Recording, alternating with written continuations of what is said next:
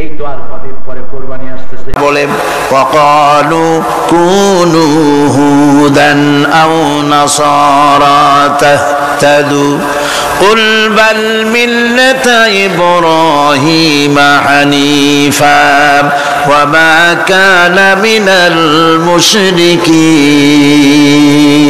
ইহুদিরা বলে ইহুদি হও তবেই তোমরা সঠিক পথ পাবা, খ্রিস্টানের বলে খ্রিস্টান হও তবেই তোমরা সঠিক পথ প্রাপ্ত হবে। আল্লাহ পাক বলছেন এদের সকলকে বলে দাও বরং তোমরা সব পরিত্যাগ করে মিল্লাতে ইব্রাহিমের ভিতরে শামিল হয়ে যাও। এটাই মুক্তির পথ, এটাই নাজাতের পথ, এটাই আল্লাহর পথ। সুবহানাল্লাহি বিহামদিহি। সন্তান বড় হয়ে গেছে, বুদ্ধি হয়েছে, দৌড়াতে পারে। আল্লাহ রাব্বুল আলামিন হুকুম করলেন ছেলেকে জবাহ করো। কত বড় আগুনের পরীক্ষা! কোরআন শরীফ বলছে হযরত ইব্রাহিম আলাইহিস সালাম নিজের ছেলেকে ডেকে নিয়ে বললেন ইয়া বুনাইয়া ইন্নী আরা ফিল মানামি আন্নী আযবাহুক ফানজুর মাযা তারা। হে আমার কলিজার টুকরা সন্তান, আমি স্বপ্নে দেখেছি যেন আমি তোমাকে জবাহ করতেছি, তোমার রায় কি, তোমার মত কি আমারে শোনাও। ছেলে পয়গম্বর, ছেলে তার জবাবে বললেন ইয়া আবাতি ফাআল মা তু'মার সাতাজিদুনি ইনশাআল্লাহু বিনাস সাবিরিন। হে আমার আব্বাজান, আপনি যে ব্যাপারে স্বপ্নের ভিতরে আদিষ্ট হয়েছেন আপনি তা কার্যকরী করুন। আমাকে এতটুকু অধৈর্যের মধ্যে পাবেন না, আমাকে ধৈর্যশীলদের মধ্যে পাবেন। আমারে আপনি আল্লাহর হুকুম পালন করেন। আল্লাহ পাক শোনাচ্ছেন ফালাম্মা আসলামা ওয়া তাল্লাহু লিল জাবিন। পিতা পুত্র দুজনই রাজি হয়ে গেল। পিতা তার ছেলেকে কাঁধ করে গলার উপরে ছুরি ধরেছেন। আল্লাহ রাব্বুল আলামিন ইসমাইল জবাহ হোক এটা আল্লাহ চান নাই, আল্লাহ চেয়েছেন পরীক্ষা করতে। পরীক্ষায় ইব্রাহিম পাশ হয়ে গেলেন। আল্লাহ পাক বলছেন ওয়ানাদাইনাহু আইয়া ইব্রাহিম قد صدقت الرؤيا إنا كذلك নাজিল মুহসিনিন। আমি ইব্রাহিমকে ডেকে বললাম ইব্রাহিম তুমি তোমার স্বপ্নকে বাস্তবে রূপ দিয়েছো, আর এভাবেই করি আমি মুহসিনিনদেরকে পুরস্কৃত করে থাকি। আল্লাহ পাক খুশি হলেন। আল্লাহ পাক বললেন ইন্না হাযা লাবালাউল মুবিন। নিঃসন্দেহে এটি একটি বিরাট পরীক্ষা ছিল। ঠিক কি না? আল্লাহ নিজে বলছেন এটা একটি বিরাট পরীক্ষা, আজিম ইমতিহান। সে ইমতিহানে তিনি পাশ করলেন। পরীক্ষায় উত্তীর্ণ হওয়ার জন্য রব্বুল আলামিন পুরস্কার দিয়ে দিলেন। আল্লাহ পাক বললেন সালামুন আলা ইব্রাহিম। পড়েন সবাই সালামুন আলা ইব্রাহিম। ইব্রাহিমের প্রতি আল্লাহ পাক বললেন ইব্রাহিমের প্রতি সালাম রইল। সুবহানাল্লাহি বিহামদিহি। কোন কোন শহর আছে কোরবানির সময় বিরাট গরু কেনা হয়, সেই গরুর গলায় মালা দিয়া তারপরে শহরে রাস্তায় রাস্তায় ঘুরানো হয়, অমুক মিয়া সাহেব এই গরুটা কোরবানি করবে। এরকম চিটাগংয়ে হয় না, অন্য অন্য জেলায় হয়। জি এখানে বেশি হয়। তাই আশ্চর্য কথা। তাহলে তো উচিত এরকম যদি উদ্দেশ্য হয় তাহলে বড় মিয়া গরুর সাথে একসাথেই হাঁটা উচিত, লোকেরা বুঝুক কোন বড় মিয়া আর কোন বড় গরু। আপনি এটা করলেন কি জন্যে? এই কাজটা তো নিন্দনীয় কাজ। আর প্রতিযোগিতামূলক কোরবানি করা, প্রতিযোগিতামূলক ৩৫,০০০ টাকার গরু কোরবানি করা হলো, মানে নাই। মানুষকে শুনাইয়া, মানুষকে দেখাইয়া যদি করা হয় কোনো ফল পাওয়া যাবে না। আমার বন্ধুগণ, আল্লাহ রাব্বুল আলামিন বলছেন মানুষকে দেখাবার জন্য দান সদকা করো না। ইন তুবদুস সাদাকাতি ফানি'ম্মা হিয়া ওয়া ইন তুখফুহা ওয়া তু'তুহাল ফুকারা ফাহুয়া খায়রুল লাকুম ওয়া ইউকাফিরু আনকুম মিন সাইয়্যাতিকুম। প্রকাশ্যভাবে খরচ করলে তা ভালো, আল্লাহ পাক বলছেন প্রকাশ্যভাবে খরচ করলে তা ভালো, কিন্তু গোপনে দান করা সবচেয়ে উত্তম। তবে প্রকাশ্যে দান করতে গিয়ে যদি এটা এই জন্য হয় যে আমি দিলে পরে আরো একজন উৎসাহিত হয়ে দেবে, সমাজ কল্যাণ পরিষদের এত বড় বিশাল মাহফিল, 16 লক্ষ টাকা খরচ হবে, দিলাম আমি 1 লাখ টাকা, এটা শুনাইয়া বলার পর আমার কথা শুনিয়া আরো যাদের টাকা আছে তারা হয়তো 2 লাখ দেবে, এই চিন্তা করে যদি তারগিবের জন্য, উৎসাহ প্রদানের জন্য, ইন্সপিরেশনের জন্য যদি হয়, এই নিয়ত হলে ক্ষতি নেই। কিন্তু সর্বাবস্থায় দানটা গোপন হয় ভালো। আল্লাহ পাক বলেন গোপনে যদি তুমি দান করো তাহলে আমি রব্বুল আলামিন ওই গোপন দানের বিনিময় তোমার সমস্ত গোপনীয় গুনাহগুলি আমি রব্বুল আলামিন মাফ করে দেব, তোমার গোপন গুনাহগুলি মাফ করে দেব। 5 নম্বরে হচ্ছে নির্বোধ আর অজ্ঞ লোকদেরকে প্রয়োজনের অতিরিক্ত টাকা দিবা না। দেখেন ইসলামের কি সুন্দর বিধান। বোকা, নির্বোধ, অজ্ঞ আছে না সমাজে?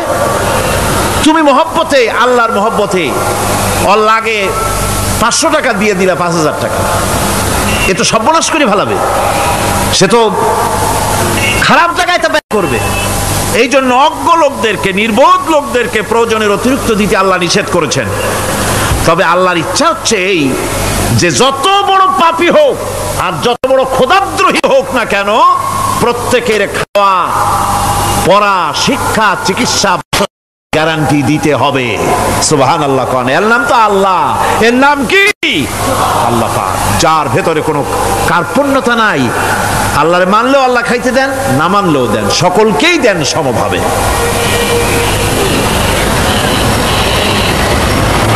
6 নম্বরে হচ্ছে কারো প্রয়োজন পূরণের জন্য যদি ধার দেওয়া হয়, যদি কাউকে ধার দেন তা আদায় করার জন্য বারবার তাকে টাকা দেওয়া যাবে না।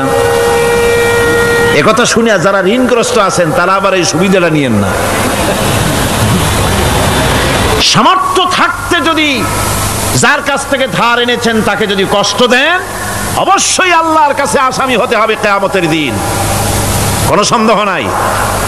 আর যে ব্যক্তি ধার দিয়েছেন তিনি যদি বুঝতে পারেন যে এই লোকটি আসলেই নিয়ত ভালো কিন্তু দিতে পারতেছে না, তাহলে এমন লোককে বারবার তাগাদা দিতে আল্লাহ নিষেধ করেছেন।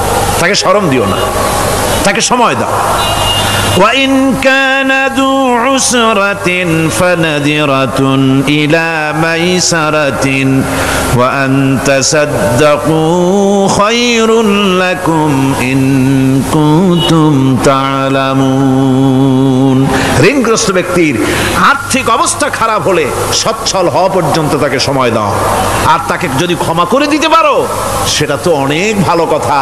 আল্লাহ তোমার প্রতি রহম করবেন। যদি ক্ষমার তাকে যদি সে দিতেই পারবে না এমন অবস্থা যদি হয়, তাহলে তাকে তুমি ক্ষমা করে দিও। কিছু সংখ্যক লোক আছে যারা ধার নিয়ে আসলে ফাঁকি দিতে চায়, আছে না এমন সমাজে? না নাই? কিছু লোক আছে ধার নেয়, ভাই দেব 1 মাসের মধ্যে, কোনো সন্দেহ নাই। 6 মাস যায় তারপরেও দেয় না, অন্য কাজ করে মিটাই, অন্য কাজ মিটায়, কিন্তু এর টাকা পরিশোধ করে না। এরকম লোকও আছে, তারা আল্লাহর কাছে দায়ী হবে। একবার পত্রিকায় দেখেছিলাম কার বাড়িতে কার্টুন দিয়েছে, বাড়িতে বিরাট সাইনবোর্ড লাগাইছে কুকুর হইতে সাবধান। তার বন্ধু বলছে ভাই তুমি কুকুর কিনলে কবে? কয় যে না কুকুর কিনি নাই, সাইনবোর্ড লাগাইছি পাওনাদারদেরকে ঠেকাবার জন্য, যাতে সহজে বাড়ির মধ্যে না ঢোকে। তো এই চালাকিটা আর কেউ বুঝুক আর না বুঝুক, আল্লাহ পাক তো খুব ভালো করেই বোঝেন। 7 নম্বরের কথা হলো দান করার ব্যাপারে, যে আপনি দান করতে করতে যা আছে সব ফতুর করে ফেলাবেন, এটা কিন্তু ইসলাম চায় না।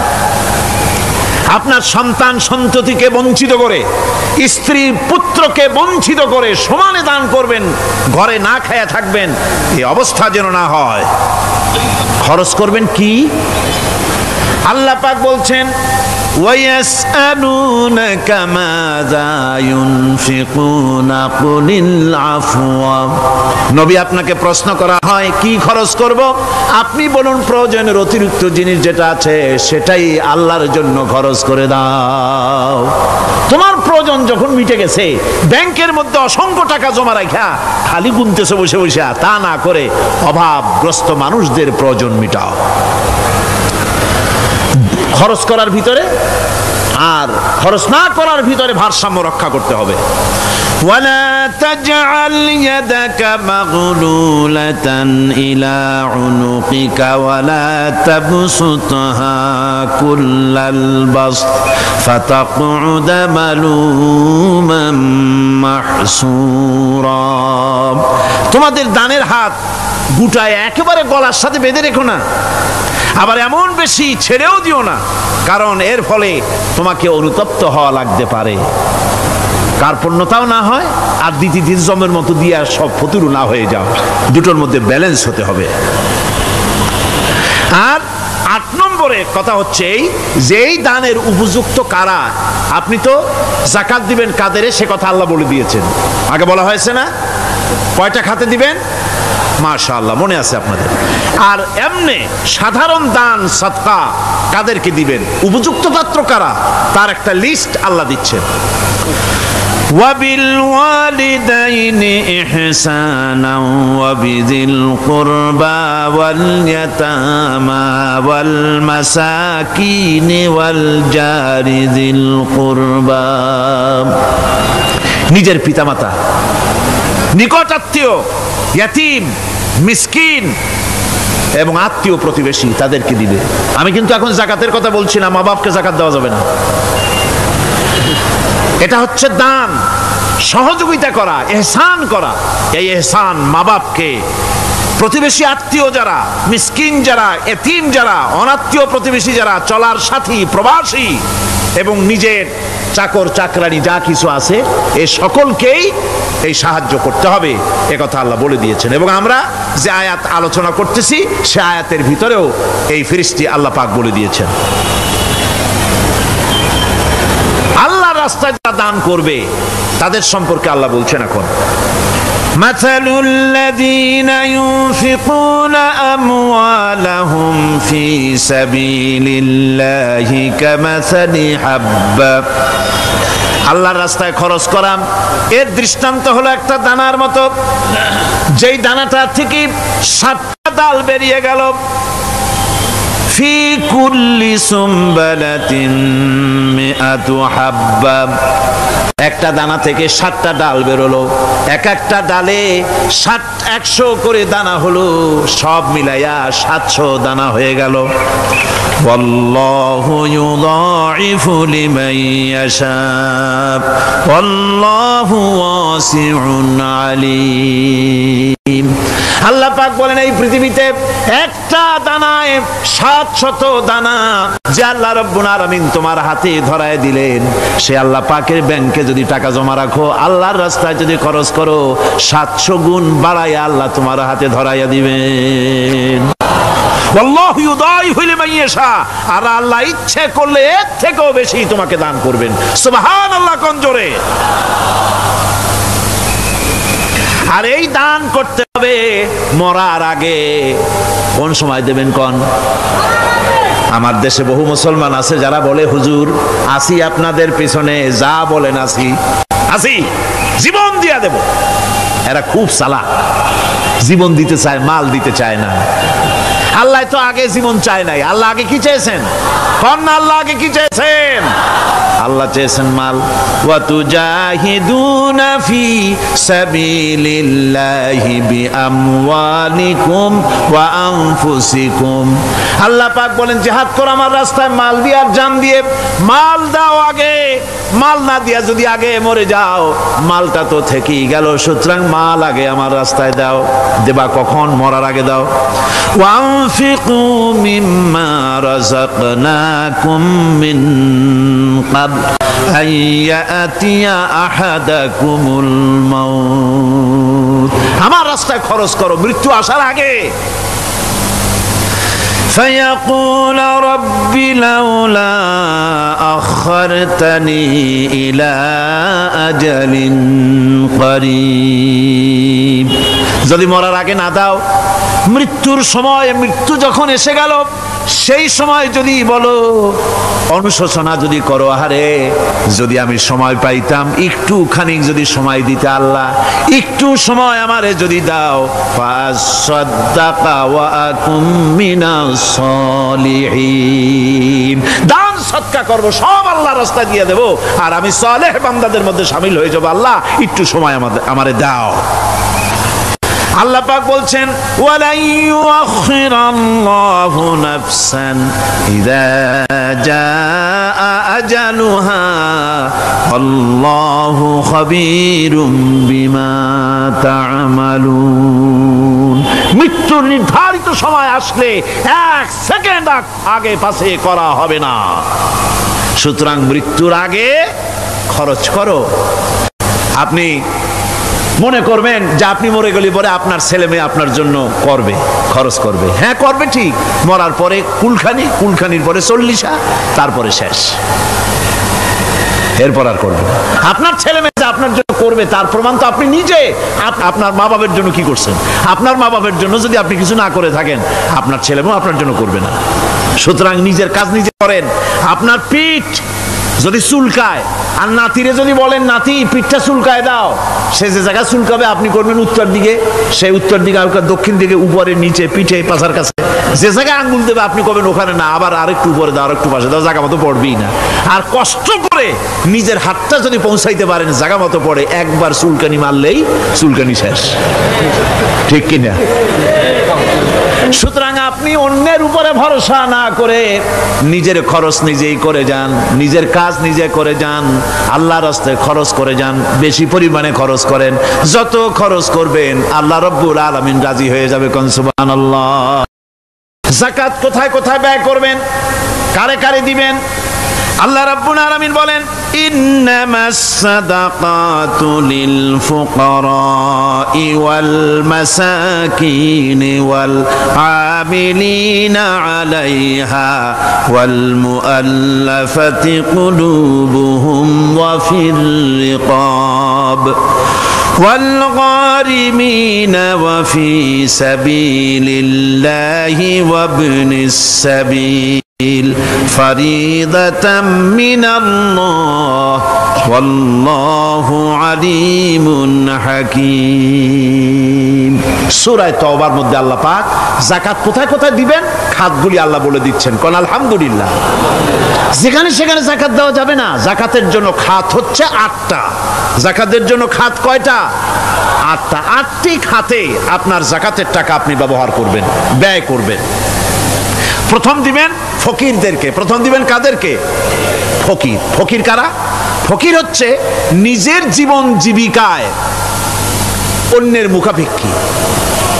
তারপরে শিশু, এতিম, বিধবা, জীবন চালানো খুবই কষ্টকর, অভাবগ্রস্ত লোক, এরা হচ্ছে ফকির। আর মিসকিন হচ্ছে যারা নিজেদের প্রয়োজন উপযোগী অর্থ উপার্জন করার সামর্থ্য নাই, আর মানুষের কাছে আত্মমর্যাদার কারণে হাত পাততেও পারে না। এক কথায় এক গরিব ভদ্রলোক। আল্লাহ কোরআন শরীফ বলেছেন যে এদের চেহারা দেখে বুঝো জ্বর পেটে খাবার নাই, অথবা সে অসুবিধায় আছে, চেহারা দেখে বুঝে তাকে সাহায্য করো। সে এমন শরীফ মানুষ আছে না আমাদের সমাজে? লোক এরকম আছে না? আছে কিনা? ঘরের মধ্যে 3 দিনও রান্না হয় নাই, কিন্তু দাড়ি টাড়ি সুন্দর করে আশ্রয়া, জামাটা পরিপাটি করে গায়ে দিয়ে বেরোচ্ছে, কারোর কাছে হাত পাতে না, তার সরাপাতে তার ভদ্রতায় বাঁধে।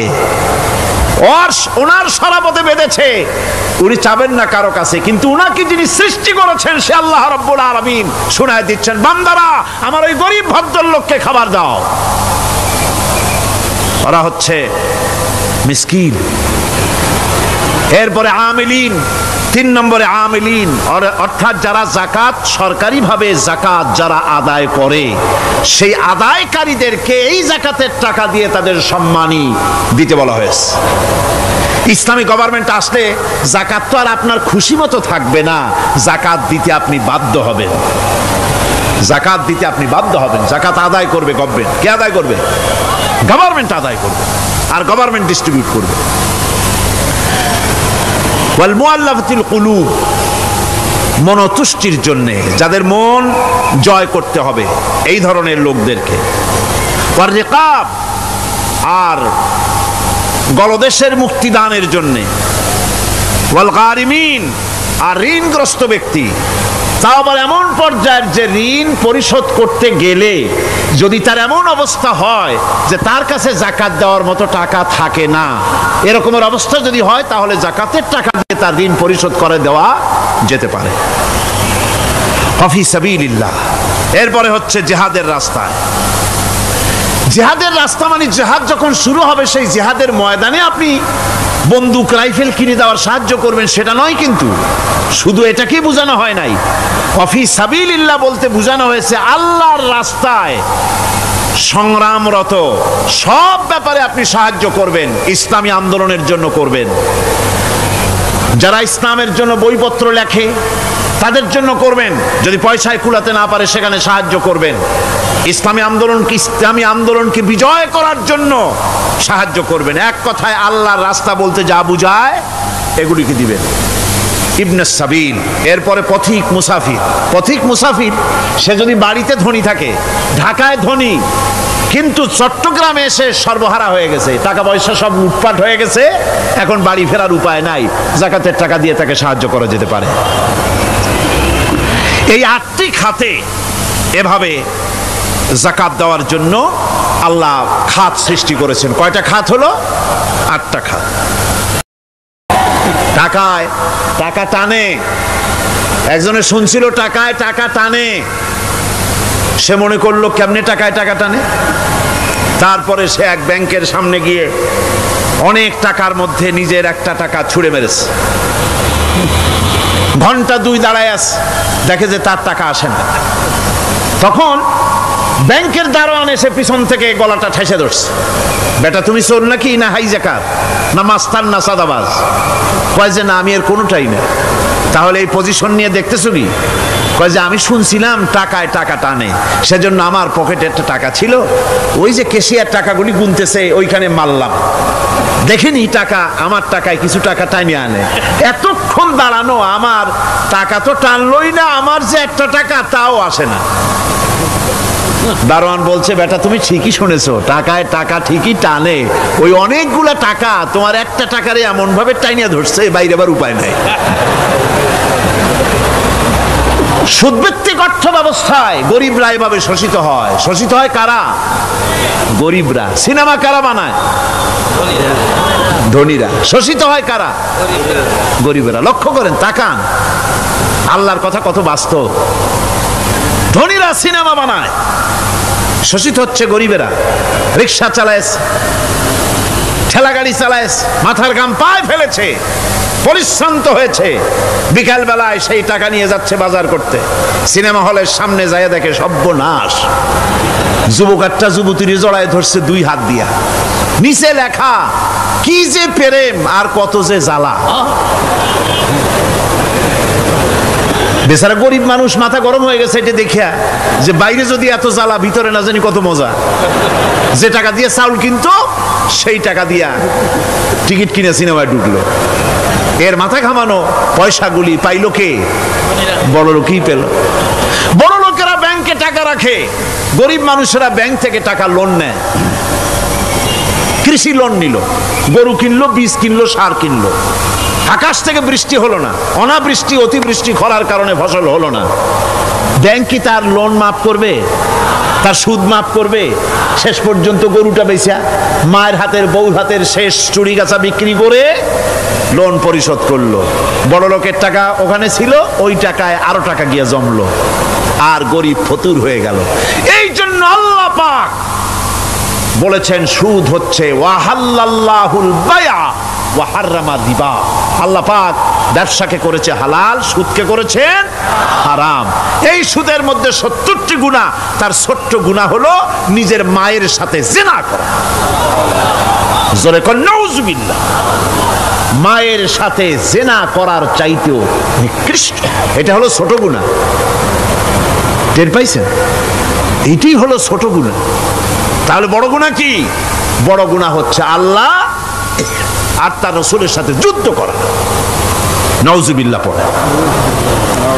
সুতরাং এই সুদভিত্তিক অর্থ ব্যবস্থার, এই সুদভিত্তিক অর্থ ব্যবস্থাকে নির্মূল করে দিয়ে ইসলাম যাকাত ভিত্তিক অর্থ ব্যবস্থা কায়েম করেছিল, যার ফলে মানুষ খেয়ে পরে সুখে শান্তিতে বসবাস করেছে। চুরি নাই, ডাকাতি নাই, জেনা নাই, ব্যভিচার নাই, হত্যা নাই, ধর্ষণ নাই।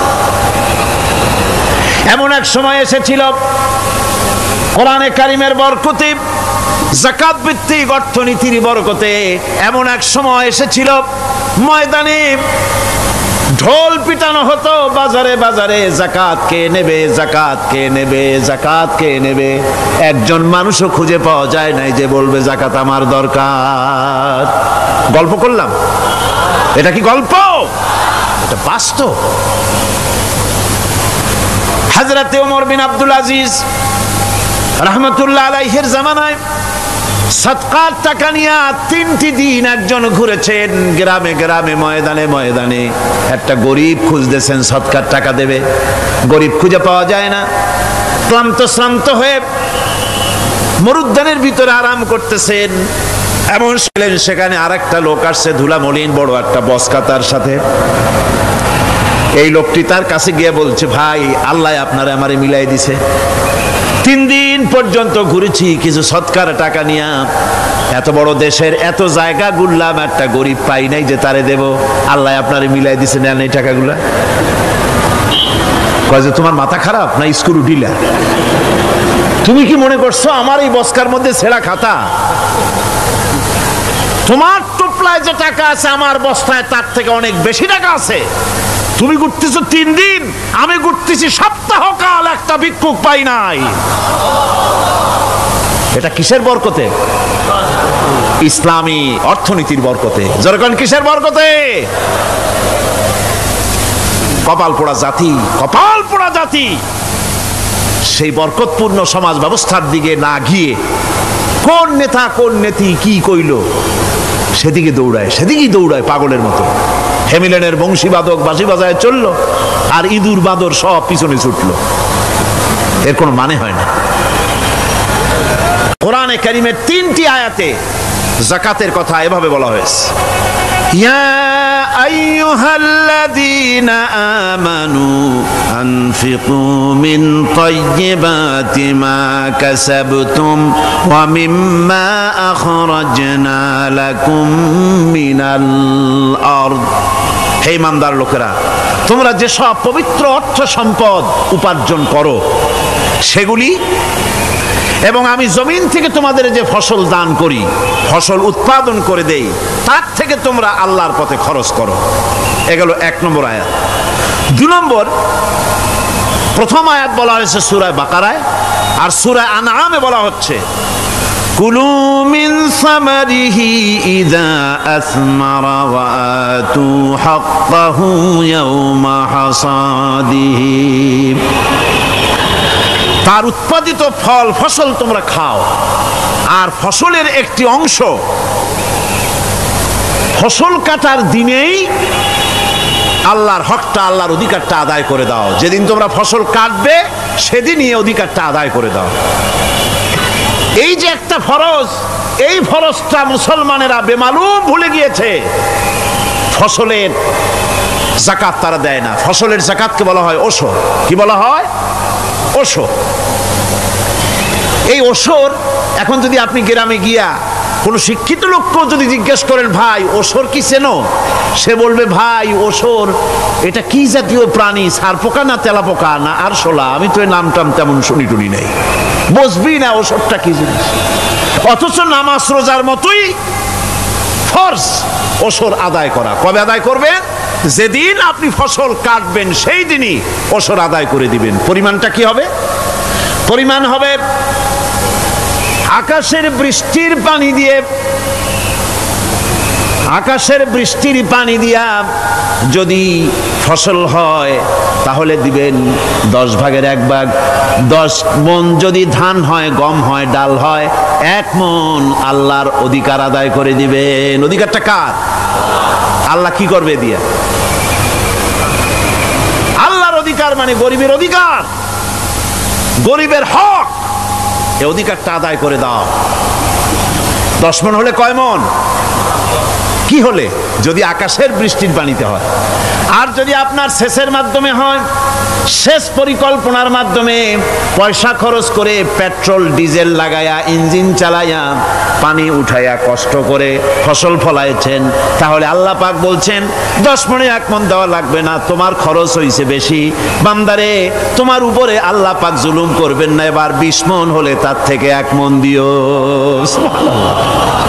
ওয়ামাল্লাহু বিযাল্লামিন লিল আবিদ। আল্লাহ রাব্বুল আলামিন তার বান্দার উপর জুলুম করেন না। সুবহানাল্লাহ কোন।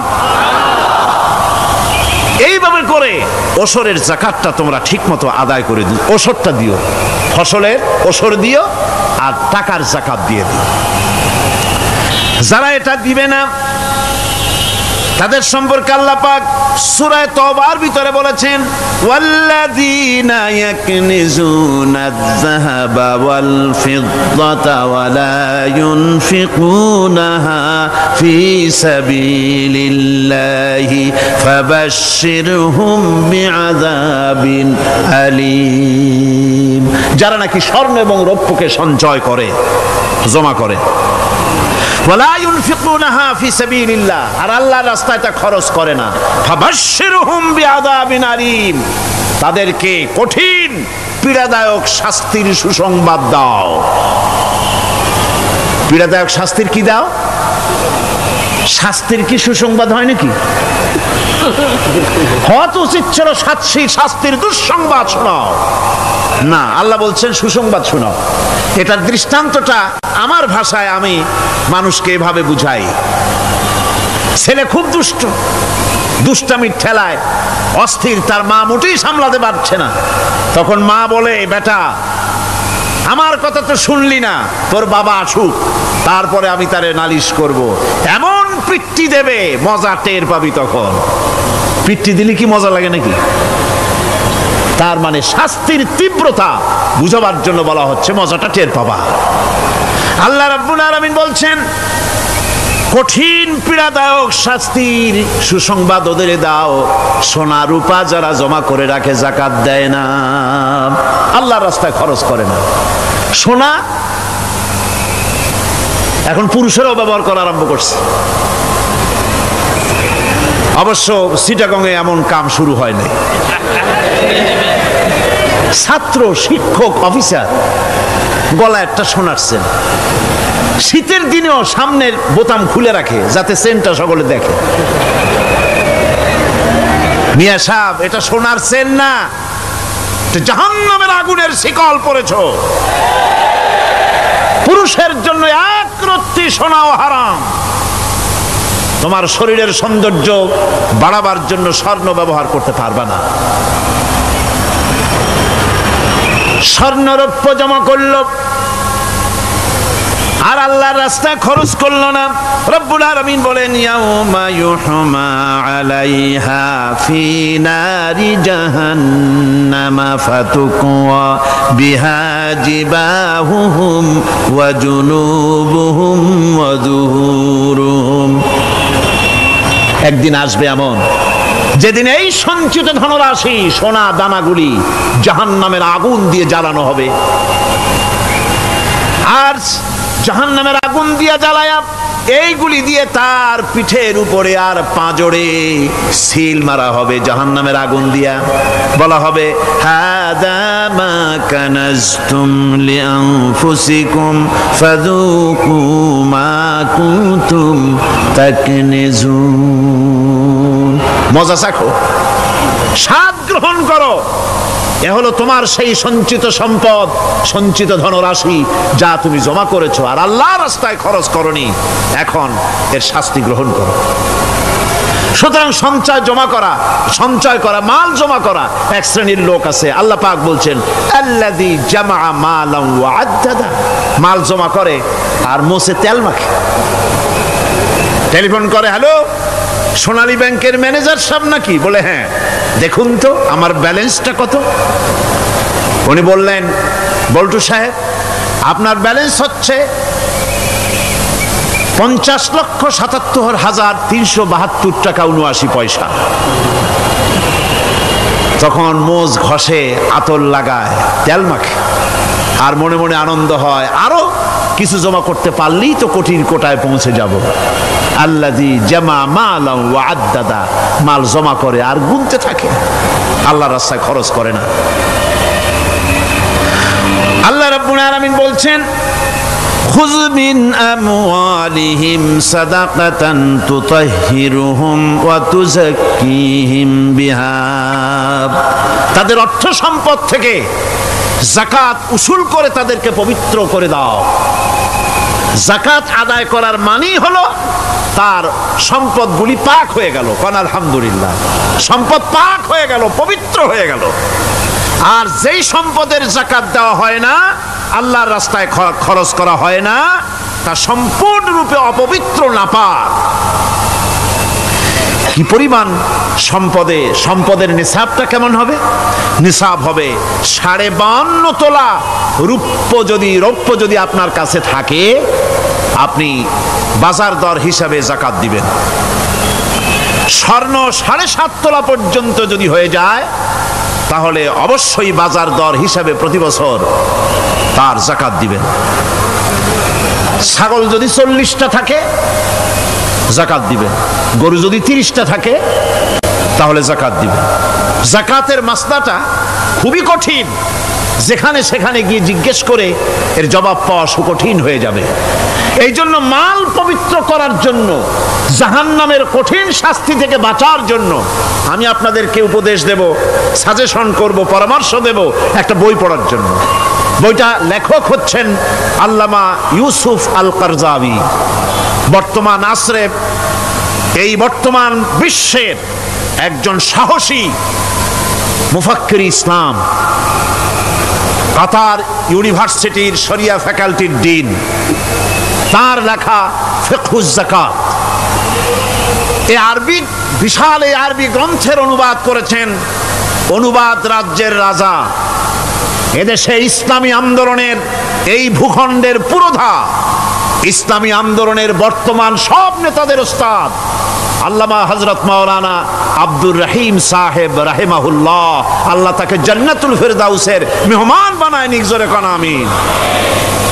তিনি এটার অনুবাদ করেছেন ইসলামে যাকাতের বিধান। ইসলামে, নামটা মনে রাখেন, ইসলামে যাকাতের বিধান। ইসলামী ফাউন্ডেশন বইটা বের করেছে, এত বড় 2টি খণ্ড। এই বইটি আপনারা সংগ্রহ করবেন। আল্লাহ রাব্বুল আলামিনকে জানতে চায়, চিনতে চায়, তার পদ্ধতি হচ্ছে তার সৃষ্টিকে জানা। তার সৃষ্টির মাধ্যমেই তাকে চেনা যাবে। আল্লাহ পাক বলেন আল্লাযীনা ইয়াযকুরুনাল্লাহা কিয়ামান ওয়া কুউদান ওয়া আলা জুনুবিহিম ওয়া ইয়াতাফাক্কারুনা ফী খালকিস সামাওয়াতি ওয়াল আরদ ربنا ما خلقت هذا باطلا سبحانك فقنا عذاب النار الذين يذكرون الله قياما وقعودا وعلى جنوبهم, যারা দাঁড়িয়ে, বসে, শুয়ে, এক কথায় সর্বাবস্থায় যারা আল্লাহ পাককে স্মরণ করে, তার আকাশ এবং জমিন সৃষ্টির ব্যাপারে চিন্তা ভাবনা করে, রাত এবং দিনের পরিবর্তনের চিন্তা করে, তার সৃষ্টি নৈপুণ্যতা নিয়ে যারা গবেষণা করে, তারাই হচ্ছে আল্লাহ পাকের খাঁটি বান্দা। একজন সত্যানুসন্ধানী, চোখের সামনে যখন নিখিল বিশ্বের অণু পরমাণু থেকে শুরু করে সূর্য, চন্দ্র, গ্রহ, নক্ষত্র, বিশাল আকাশ পর্যন্ত, গাছপালা, তরুলতা, সমুদ্র, মহাসমুদ্র, পশু পক্ষী ইত্যাদি যখন তার নজরে পড়ে, তখন একজন সত্যের অনুসারী ব্যক্তি, একজন সত্যের অনুসন্ধানী ব্যক্তি, তার মুখ থেকে বেসাক্তা স্বতঃস্ফূর্তভাবে নিজের অজান্তে মুখ থেকে যে শব্দটা বেরোয়, সে শব্দটা হচ্ছে আলহামদুলিল্লাহি রাব্বিল আলামিন। সমস্ত প্রশংসা হচ্ছে ওই আল্লাহ পাকের, যিনি এগুলিকে সৃষ্টি করেছেন। আর তিনি কোনো কিছু কি বেকার সৃষ্টি করেন নাই, খামোখা সৃষ্টি করেন নাই। প্রত্যেকটির পেছনে রয়েছে বিরাট বিরাট উদ্দেশ্য। এখানে মানুষের সবচাইতে বড় ভ্রান্তি, মানুষের সবচাইতে বড় ভুল, সেটা হলো এই, দুর্ভাগ্যজনকভাবে সকল সৌন্দর্যের মহাশিল্পী আল্লাহ পাককে মানুষ ভুলে যায়। তারা প্রশংসা করে নদীর, প্রশংসা করে নারীর, নারীর অঙ্গ প্রত্যঙ্গ নিয়ে তারা কবিতা লেখে, নারীর সৌন্দর্য নিয়ে কবিতা লেখে, সাহিত্য রচনা করে, সূর্য নিয়ে, চন্দ্র নিয়ে, চাঁদের মায়াবী জ্যোৎস্না নিয়ে, এর সুন্দর সুষমা নিয়ে কবিতা লেখে, প্রজাপতির রং দিয়ে গান তৈরি করে, ফুলের সৌন্দর্য এবং তার সৌরভ দেখে মানুষ পাগল হয়ে যায়। এগুলির পিছনে গান, সাহিত্য ইত্যাদি কবিতা রচনা করে। কিন্তু এই সৌন্দর্য যিনি সৃষ্টি করেছেন সে আল্লাহ পাককে বেমালুম ভুলে যায়। সেই জন্যে স্রষ্টার প্রশংসা করতে হবে। আল্লাহ পাক শিখাচ্ছেন, শুরুতেই শিখাচ্ছে আলহামদুলিল্লাহি রাব্বিল আলামিন। পড়েন সবাই, আলহামদুলিল্লাহি রাব্বিল আলামিন। এখানে আল্লাহ, প্রশংসা কার বলুন, কার? আল্লাহ নয়, আল্লাহ, আল্লাহ পাকের প্রশংসা। আল্লাহ হচ্ছে ইসমে জাত। আল্লাহ কি? ইসমে জাত। কোন ধরনের অনুবাদ দিয়ে আল্লাহ শব্দের ব্যাখ্যা বুঝানো যাবে না। আল্লাহ এটাকে যদি সৃষ্টিকর্তা লেখা হয় তাহলে আল্লাহ শব্দের হক আদায় হবে? সৃষ্টিকর্তা বলতে তো বুঝাই যায়, তা তো আছে খালেক, সৃষ্টিকর্তা না, সে নাম কি? খালেক। আল্লাহ এটাকে কোনো অনুবাদ দিয়ে সৃষ্টিকর্তা বলে বোঝানো যাবে না। আল্লাহ হচ্ছেন এমন, পৃথিবীতে যত ধর্মের লোকেরা তাদের স্রষ্টাকে ডাকে, কেউ বলে ভগবান, কেউ বলে ঈশ্বর, কেউ বলে পরমেশ্বর, কেউ বলে বিধাতা, কেউ বলে গড, কেউ বলে জিহোবা। বলেন এরকম? কথা না বললে বুঝি কি বলে। এর প্রত্যেকটি শব্দের প্রতি শব্দে স্ত্রীলিঙ্গে অন্য শব্দ আসবে। ভগবান বললে কি হবে? ভগবতী। ঈশ্বর বললে ঈশ্বরী। পরমেশ্বর বললে পরমেশ্বরী। বিধাতা বললে বিধাত্রী। গড বললে গডেজ আসবে।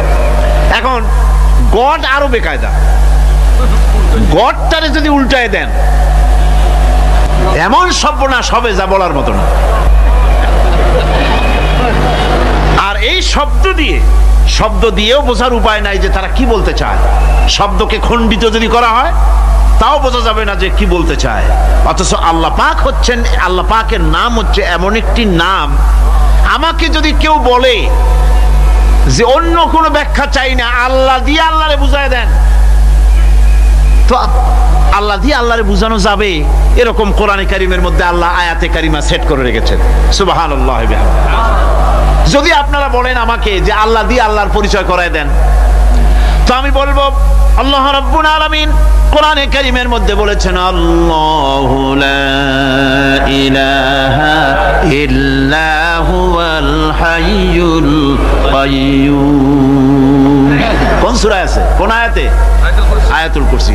পড়তে ইচ্ছা করে না? পড়েন আমার সাথে, আল্লাহু লা ইলাহা ইল্লা হুয়াল হাইয়ুল কাইয়্যুম। আল্লাহ হচ্ছেন তিনি যিনি ছাড়া কোনো উপাস্য নাই, কোনো ইলাহা নাই, কোনো মাবুদ নাই, যিনি ছাড়া আর কোনো ইবাদতের মালিক নাই, আর যিনি হচ্ছেন সদা জাগ্রত চিরঞ্জীব, সার্বভৌমত্বের একচ্ছত্র মালিক যিনি, যিনি সদা জাগ্রত চিরঞ্জীব, তিনি হচ্ছেন আল্লাহ। এখন কেউ যদি বলেন আল্লাহ অক্ষর কি, এক একটা অক্ষর বাদ দিয়া আল্লাহরে চিনায় দেন, তাও চিনানো যাবে। আল্লাহর প্রথম অক্ষর যদি বাদ দেন কি থাকবে? কোরআনে কারীম বলছে তা দিয়েও বোঝা যাবে। লিল্লাহি মা ফিস সামাওয়াতি ওয়া মা ফিল আরদ। আল্লাহ হচ্ছেন তিনি যার জন্য আকাশ আর জমিন, আকাশ এবং জমিনের একচ্ছত্র মালিক। এর মাঝখানে যা কিছু আছে সব কিছুর মালিকানা যার হাতের মুঠায়, তিনি আমার আল্লাহ। তিনি কে? আল্লাহ। এরপরে যদি বলেন আর একটা নাম ছেড়ে দেন, আলিফ সাল্লাম একটা নাম ছেড়ে দিলাম, তাহলে কি থাকলো? লাহ থাকলো, দুইটা অক্ষর থাকলো লাহু। এই লাহু দিয়েও আল্লাহ রব্বুল আলামিনের সিফাতকে, তার গুণকে বোঝা যাবে। লাহু মাকালিদুস সামাওয়াতি ওয়াল আরদ। আল্লাহ পাক বলেন আসমান এবং জমিনের রিজকের চাবিকাঠি আল্লাহ পাকের হাতে, যাকে খুশি তিনি পর্যাপ্ত রিজেক দান করেন। কেউ যদি বলেন লামটাও ভালায় দেন, লামটাও ছেড়ে দেন, দিলাম লাম একটা ছেড়ে, থাকলো কি? একটা অক্ষর থাকলো হু। এই হু দিয়ে আমার আল্লাহরে চেনা যাবে। ওয়া হুয়াল গফুরুল ওয়াদুদুল আরশিল মাজিদ ফাআলুল লিমা ইউরিদ।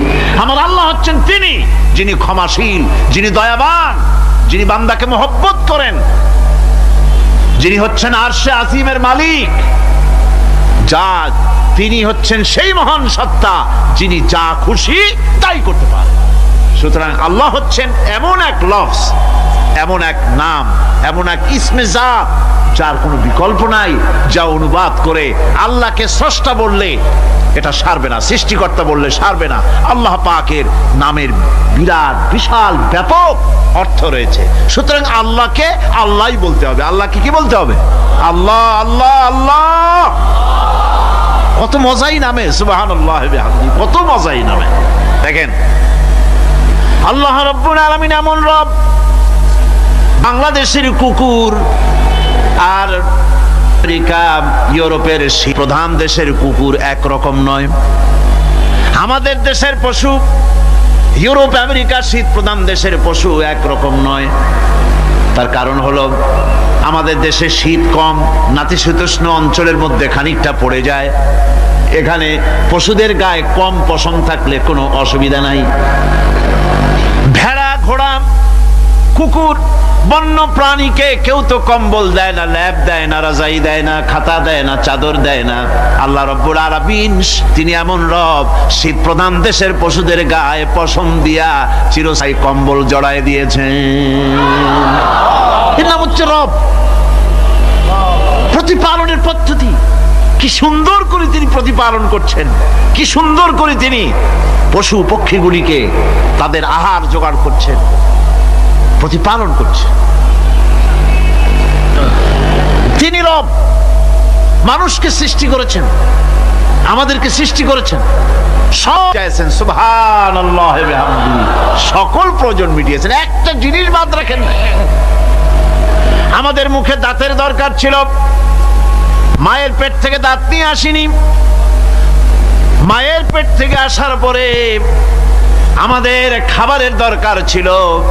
লক্ষ্য করেন রব কারে বলে, লক্ষ্য করুন। মায়ের পেটের মধ্যে যখন ছিলাম ওখানে কোনো রোগের জীবাণু ঢুকতে পারে নাই। ফি করারিম মাকিন, একটি সুরক্ষিত জায়গায় আল্লাহ রাব্বুল আলামিন বাচ্চাকে রেখেছেন, যেখানে কোনো সর্দি হবে না, জ্বর হবে না, সর্দি হবে না, ব্রঙ্কাইটিস হবে না, ডায়াবেটিস হবে না, প্রেসার হবে না। মায়ের পেটের মধ্যে বাচ্চাকে এমন জায়গায় আল্লাহ যত্ন করে রেখেছেন। এই বাচ্চা যখন মায়ের পেট থেকে বেরিয়ে এলো তখন তার পরিবেশ অত্যন্ত খারাপ। এখানে পলিউশন আছে, এখানে কার্বন ডাই অক্সাইড আছে, এখানে বিষাক্ত হাওয়া আছে, এখানে দূষিত আবহাওয়া রয়েছে। প্রতি মুহূর্তে রোগ তাকে হামলা চালাতেছে। এই রোগের থেকে সে বাচ্চা বাঁচবে কি করে? এজন্য রব্বুল আলামিন তিনি এমন রব, মায়ের বুকের মধ্যে যে খাবার তৈরি করলেন বাচ্চার, ওই খাবারের মধ্যে বাচ্চার ওষুধও আল্লাহ পাক বানায়া দিলেন।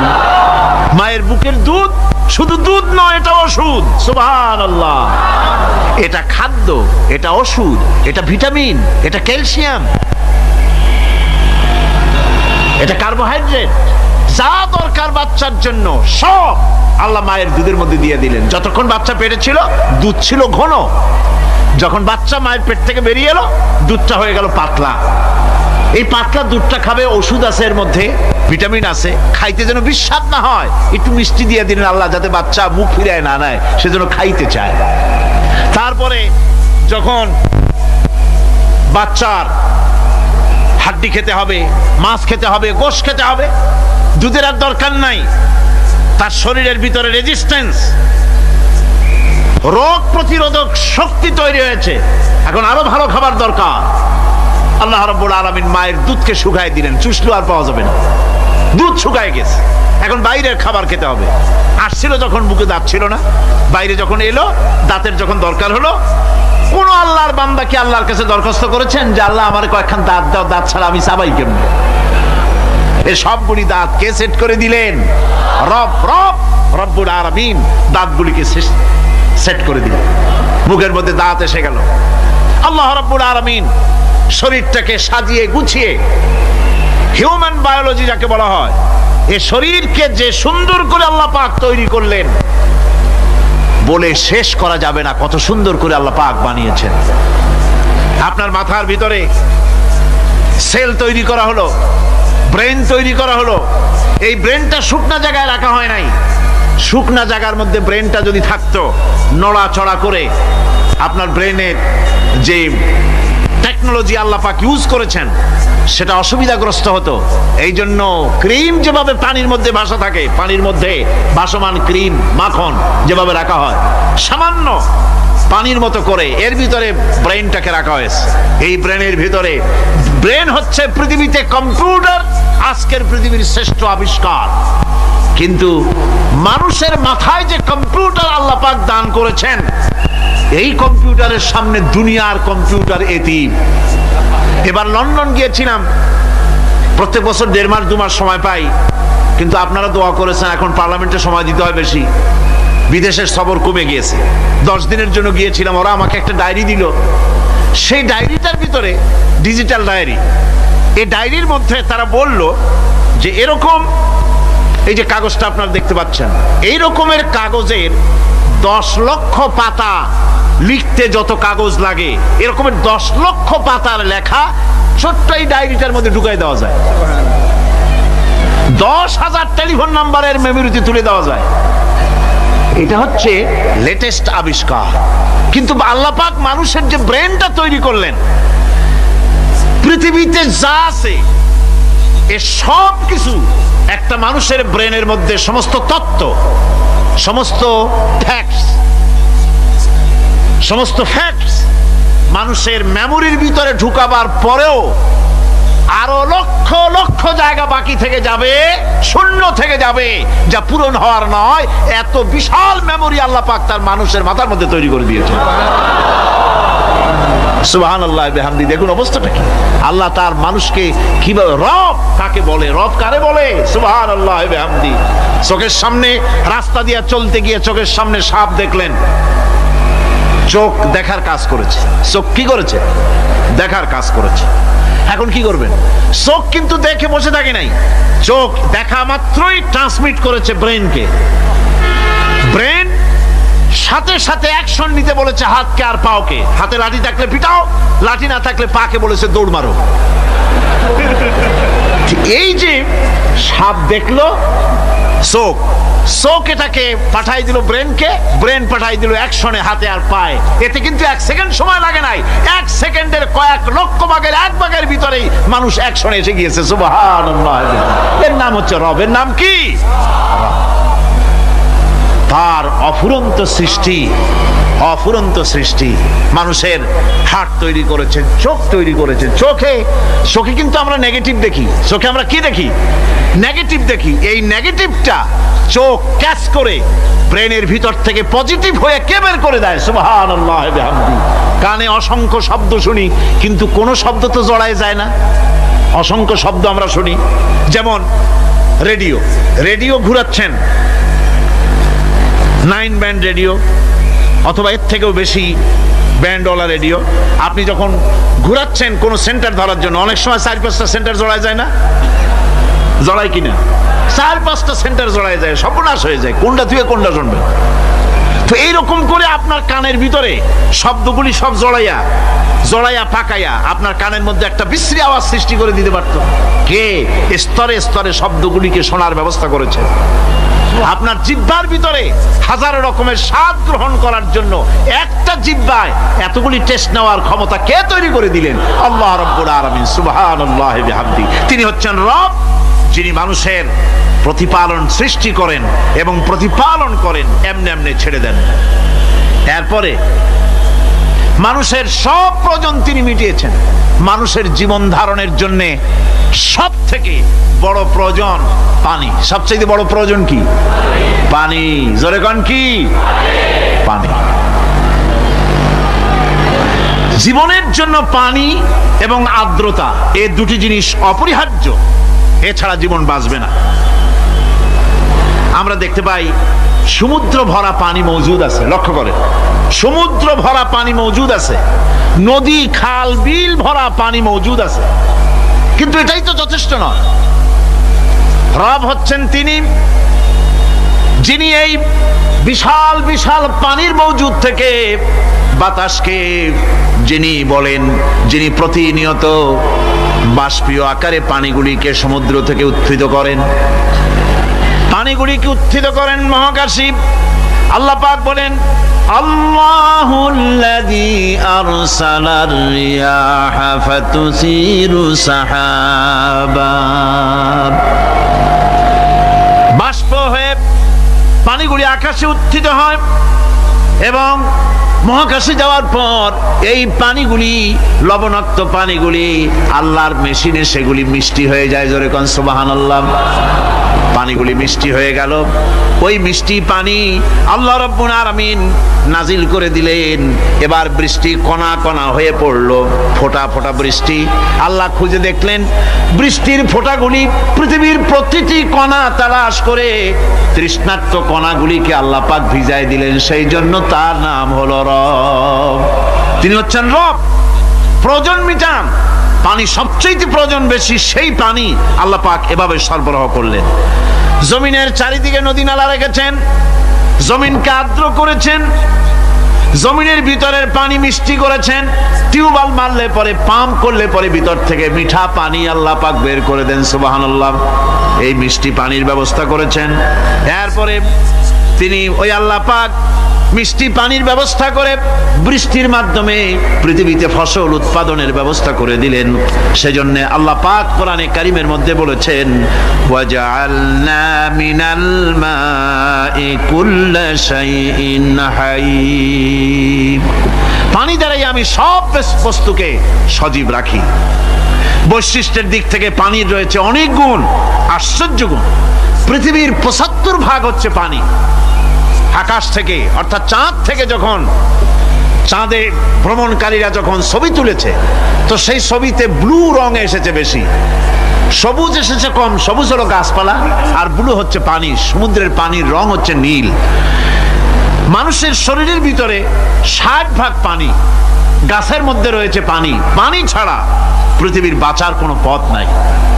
আবার দেখেন, প্রচন্ড শীতের কারণে, ঠান্ডার কারণে যেসব এলাকায় তাপমাত্রা হিমাঙ্কের নিচে এসে যায়, সেই সব দেশে সমুদ্রের পানি আর দরিয়ার পানিগুলি বরফ হয়ে যায়। এই বরফ যখন হতে থাকে, তখন পানি তার নিজের তাপকে নিচের দিকে ছুটতে থাকে। উপরের তাপ বরফ হয়ে যায় ঠান্ডা, আর নিচে তাপ বিচ্ছুরিত করে দিয়ে পানির ভিতরে যত জলজ প্রাণী আছে আর উদ্ভিদ আছে সবগুলিকে বাঁচায় রাখার ব্যবস্থা আল্লাহ রাব্বুল আলামিন এভাবে করে থাকেন। এবার আল্লাহ রাব্বুল আলামিন বলছেন এই পানি ছাড়া মানুষ বাঁচে না, প্রাণী বাঁচে না। পানি এমন এক জিনিস, এমন এক নিয়ামত আমি দান করলাম। আল্লাহ পাক বলেন কুল আরাআইতুম ইন আসবাহা মাউকুম গাওরান ফামান ইয়াতিকুম বিমাইন মাইন। বলো দেখি সবে শুকাইয়া যদি যায় এই জমিনের পানি, তাহলে হেথায় তটনির ধারা কে দিবে সবারে আনি। এই পৃথিবীর নদী নালা খাল বিল জমিনের আভ্যন্তরীণ দিকে পানিগুলি যদি আমি আল্লাহ রাব্বুল আলামিন শুকায় দেই, তাহলে আমি আল্লাহ ছাড়া এমন কে আছে যে নতুন করে আবার পানির আমদানি করে দিতে পারে? আছে কেউ? আজ পানির শূন্যতা আমাদের দেশে দেখা যাচ্ছে। পানি আস্তে আস্তে কমে যাচ্ছে, আস্তে আস্তে পানি শেষ হয়ে যাচ্ছে। কি কারণে শেষ হচ্ছে এবং কি হলে পানি পাওয়া যাবে পরে বলা যাবে ইনশাআল্লাহ। তো জীবন ধারণের জন্য যেমন পানির প্রয়োজন, জীবন ধারণের জন্য তেমন বাতাসেরও প্রয়োজন। পানি ছাড়া তো কিছু সময় চলতে পারে, পানি এবং খাদ্য ছাড়া কিছু সময় চলতে পারে, কিন্তু বাতাস ছাড়া তো এক মুহূর্ত চলে না, ঠিক কিনা? বোঝেন কিনা কথা? বাতাস ছাড়া এক মুহূর্ত চলতে পারে না। অথচ আল্লাহ রাব্বুল আলামিন এই বাতাস দিয়ে গোটা আকাশকে, শূন্য জায়গাগুলি বাতাস দিয়ে ভরে রেখেছেন, যাতে করে কারো বাতাসের কোনো অসুবিধা না হয়, শ্বাস করতে কোনো কষ্ট না হয়। প্রাণী জগৎকে বাতাস দিয়ে বাঁচিয়ে রাখার জন্য আল্লাহ পাক মহাশূন্যকে এভাবে সব এলাকা বাতাস দিয়ে ভরে রেখেছেন। এই জন্য তার নাম হচ্ছে রব। এটাই হচ্ছে রুবুবিয়তের নমুনা। আমার ভাইয়েরা, আল্লাহ রাব্বুল আলামিন পানি দিলেন, বাতাস দিলেন, খাদ্যের ব্যবস্থা করে দিলেন। শস্য শ্যামল এলাকায় আল্লাহ পাক সব জায়গাগুলিতে শস্য শ্যামল হোক অথবা উষর ধূসর মরুভূমি হোক, সারা পৃথিবী জুড়ে আল্লাহ রাব্বুল আলামিন খাবারের দস্তরখান বিছায় রেখেছেন। ওয়ামা মিন দাব্বাতিন ফিল আরদি ইল্লা আলাল্লাহি রিজকুহা। এই পৃথিবীর বুকে এমন কোন বিচরণশীল জীব নাই যেই জীবের রিজকের দায়িত্ব আমি আল্লাহ আমার নিজ হাতে গ্রহণ করি নাই। জোরে বলেন সুবহানাল্লাহ। সব রিজেক আমি ছড়াই রেখেছি বিশ্ব জুড়ে সর্বত্র। আল্লাহ পাক বলছেন ফালইয়ানজুরিল ইনসানু ইলা তাআমিহি আন্না সাবাবনাল মাআ সাব্বা সুম্মা শাকাকনাল আরদা শাক্কা ফাআমবাতনা ফিহা হাব্বা।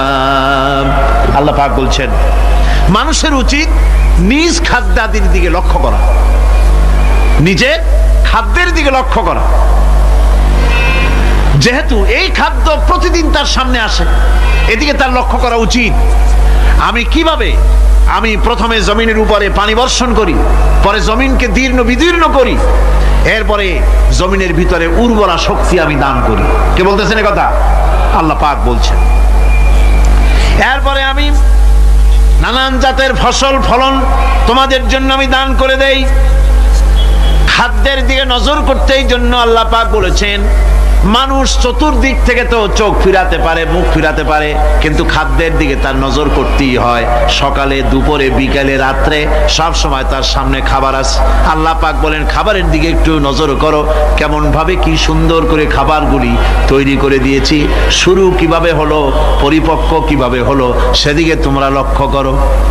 সে লক্ষ্য তো করা নাই, সমানে খায়, বিসমিল্লাহ বলেন, আলহামদুলিল্লাহ বলেন, পাইকারি দরে খাইতেই থাকে। আল্লাহ পাক বলছেন খাদ্যাদির দিকে লক্ষ্য করো। এই যে চাউল তোমরা খাচ্ছ, আটা খাচ্ছ, গম খাচ্ছ, মাছ খাচ্ছ, গোশ খাচ্ছ, তাম পৃথিবীর সমস্ত বিজ্ঞানীরা একত্রিত হয়ে একটা চাউল বানাইতে পারবে? জোরে কোন পারবে? না পারবে। পারবে প্লাস্টিকের চাউল, আর কলেরা হয়ে মরবে। পৃথিবীর সমস্ত বিজ্ঞানীরা একত্রিত চাউল বানাতে পারবে না, একটা ডিম বানাতে পারবে না। পারবে একটা ডিম বানাতে? পারবে না। বিজ্ঞানীদের প্রশংসা আমরা করি, হ্যাঁ করি, বিজ্ঞানীরা অনেক কিছু বিশ্বকে উপহার দিয়েছে, কিন্তু মূল রবের কাছে আমরা যাই না, তাকে চিনতেও পারি না, সেখানে যাই না। বিজ্ঞানীরা কি করেছে? আল্লাহর বানানো জিনিসগুলি তারা ডিজাইন করেছে। ডিজাইন করতে তো নিষেধ নাই, আর ডিজাইন করাই যায়, সৃষ্টি করতে পারে না। বিজ্ঞানীরা সৃষ্টি করে নাই, ডিজাইন করেছে। কিরকম? আল্লাহ পাক চাউল তৈরি করেছেন। চাউল তৈরি করেছে কে? বলেন না সবাই। এখন আপনারা সেই চাউল দিয়ে পিঠা বানান, পায়েস বানান, সেই চাউল দিয়ে বা পিঠা আরো কি যেন খায় চট্টগ্রামে, রস দিয়া, ওটাকে কি কয়? দই পিঠা নাকি? ধোঁয়া পিঠা। তো এইভাবে করে আপনি ডিজাইন তৈরি করছেন। আটা দিচ্ছে, আল্লাহ পাক আটা তৈরি করেছেন, গম দিয়েছেন, এই আটা দিয়ে গোলগোল্লা তৈরি হচ্ছে, এর দ্বারা রুটি তৈরি হচ্ছে, এর দ্বারা অসংখ্য রকমের সিমাই টিমাই ইত্যাদি দিয়ে, লাচ্ছা সিমাই, নানান রকমের সিমাই আপনি ডিজাইন করেন, অসুবিধা নাই। আল্লাহর তৈরি করা কাঠ দিয়ে ফার্নিচার তৈরি হচ্ছে, টেবিল হচ্ছে, গোষ্ঠী শুদ্ধ হচ্ছে। আল্লাহর তৈরি করা লোহা দিয়ে মাইক হচ্ছে, স্ট্যান্ড গান হচ্ছে, ব্রেন গান হচ্ছে, তারপরে প্লেন হচ্ছে। তাহলে আমি বলতে চাইলাম, বুঝাতে চাইলাম, সমস্ত জিনিস এর স্রষ্টা কে? জোরে বলেন কে? বিজ্ঞান শুধু এগুলি এক জায়গায় করে অ্যাসেম্বল করেছে, এগুলিকে এক জায়গায় করে এক একটা রূপ দিয়েছে। এখানে বিজ্ঞানের কৃতিত্ব আছে ঠিক, কিন্তু আপনারাই বলেন, লোহা যদি আল্লাহ তৈরি না করতেন, এই মাইক তৈরি হতো? রাইফেল তৈরি হতো? আর রাইফেল যদি নাই হতো, তাহলে কারাগারের বন্দীগুলো মারতেন কি দিয়া? রাইফেল যদি না হতো, যুদ্ধ করতেন কি দিয়ে? ঠিক কিনা? যত মারামারি ইত্যাদি যা কিছু হচ্ছে, তো শুধু মারামারির জন্যই তো আল্লাহ লোহা বানান নাই। লোহার সবচাইতে বড় প্রয়োজন হচ্ছে জমিন কর্ষণ করা, জমিন চাষ করা। এই জমিন চাষের জন্য লাঙ্গল দরকার, শাবল দরকার, খন্তা দরকার, কোদাল দরকার। এই লোহার দাম কেউ আল্লাহ পাক এত লোহা বেশি দিয়েছেন, যার জন্য লোহার দাম কম। সোনা কম দিয়েছেন, যেহেতু সোনার প্রয়োজনীয়তা কম, লোহার প্রয়োজনীয়তা বেশি, এই জন্য লোহা বেশি দিয়েছেন, দামটা কমে গেছে, যার জন্য আপনার আমার জন্য কিনে ব্যবহারটা সহজ হয়েছে। কথা ঠিক কিনা? বন্ধুগণ, আল্লাহ রাব্বুল আলামিন এইভাবে করে মানুষের রুবুবিয়াতটা, আল্লাহ পাকের রুবুবিয়াত হচ্ছে এই, তিনি মানুষকে সুন্দর করে সৃষ্টি করে যা কিছু প্রয়োজন সবকিছু খাওয়াচ্ছেন, দিচ্ছেন। সে আল্লাহ পাক প্রশ্ন করছেন, কুল মান ইয়ারযুকুকুম মিনাস সামাই ওয়াল আরদ أَمَّنْ يَمْلِكُ السَّمْعَ وَالْأَبْصَارَ وَمَنْ يَخْرُجُ الْحَيَّ مِنَ الْمَيِّتِ وَيُخْرِجُ الْمَيِّتَ مِنَ الْحَيِّ। আকাশের প্রশস্ত বুক থেকে এবং জমিনের এই প্রশস্ত বুক থেকে কে রিজেক, তোমাদের খাদ্যকে উৎপাদন করে? কে নির্জীব থেকে সজীবকে বের করেন, আর কে সজীবকে নির্জীবে পরিণত করেন? তিনি কে? তিনি হচ্ছেন আল্লাহ পাক। আল্লাহ পাক বলছেন, এই প্রশ্ন যদি তাদেরকে করা হয় তো তারা কি বলবে?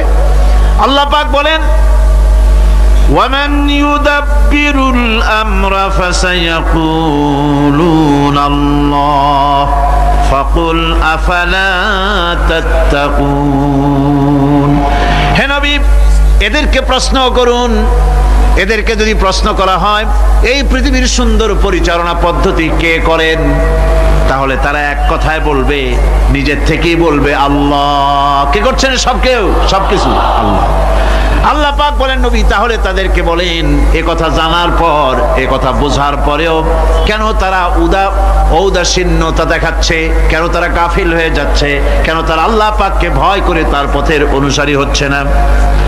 যে আল্লাহ রাব্বুল আলামিন এত কিছু করছেন, তিনি তার পরিচয় সম্পর্কে বলে দিচ্ছেন, ফাযালিকুমুল্লাহু রাব্বুকুমুল হক ফামাযা বা'দাল হক ইল্লাদ দালাল।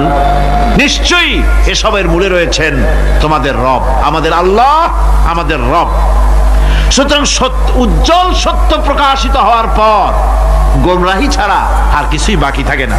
সুতরাং যারা সত্যের পথের অনুসরণ করতে চায়, রবকে চিনতে হবে, আল্লাহ পাককে জানতে হবে এবং তাকে অনুসরণ করতে হবে, তাকে রব হিসাবে চিনতে হবে। আমার বন্ধুগণ, এটা হচ্ছে সেই রুবুবিয়াত ইলাহি যার দিকে হযরত মূসা আলাইহিস সালাম ইঙ্গিত করেছিলেন, ফিরআউন যখন তাকে প্রশ্ন করেছিলেন, ফামান রাব্বুকুমা ইয়া মূসা, হে মূসা তোমাদের দুজনের রব কে? তোমাদের রব, তোমাদের প্রভু কে? তিনি জবাব দিলেন, রব্বুনাল্লাযী আ'তা কুল্লা শাইইন খালকাহু সুম্মা হাদা।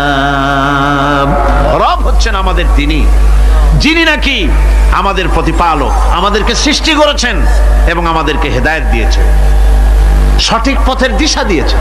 এখানে হেদায়েত হচ্ছে, এখানে হেদায়েত শব্দের অর্থ হচ্ছে সৃষ্টি শুধু করেন নাই, তাকে চলার, তার খাদ্য অনুসন্ধানের, তাকে বেঁচে থাকার সবকিছুর উপকরণ, এর কমন সেন্স, এর সাধারণ জ্ঞান আল্লাহ পাক তার সাথে দিয়েছেন। তিনি হচ্ছে রব। আচ্ছা, একটা দৃষ্টান্ত দেই। এই হেদায়েতটা কি? এই হেদায়েতটা হচ্ছে, আপনাদের বাড়িতে যদি কারো বিড়াল থাকে, বিড়াল, বিড়াল বোঝেন তো না? কি বলে এটা? বিড়াল, বিলাই নাকি বলে, বিড়াল। এই বিড়াল যদি আপনাদের কারো বাড়িতে থাকে, তো বিড়ালের প্রসবকালীন অবস্থা দেখবেন, বিড়ালের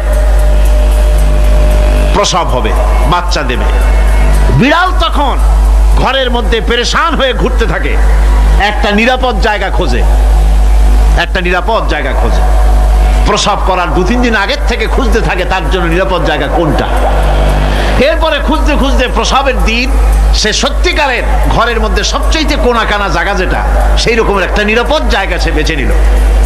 এরপরে বাচ্চা হলো। বাচ্চা হওয়ার পর এই বাচ্চার উপরে কেউ যেন আক্রমণ না করে, শত্রু যেন তার জায়গাটিতে না আসে, এই জন্য বাচ্চাটার ওর তো হাত দিয়ে মায়ের মতো করে নিতে পারে না, সে আস্তে করে ঘাড়টা কামড়ায় ধরে যাতে করে বাচ্চা ব্যথা না পায়। ওইভাবে করে ঘাড় কামড়ায় ধরে, আজকে এই সিঁড়ির নিচে, কালকে ওই খাটের নিচে, পরশুদিন এই আলমারির কোনায়, এইভাবে বাচ্চাগুলি সরায় সরায় রেখে বাচ্চাকে প্রতিপালন করে। এই বিড়ালটাই হেদায়েত দিলটা কে? যিনি দিলেন তার নাম রব।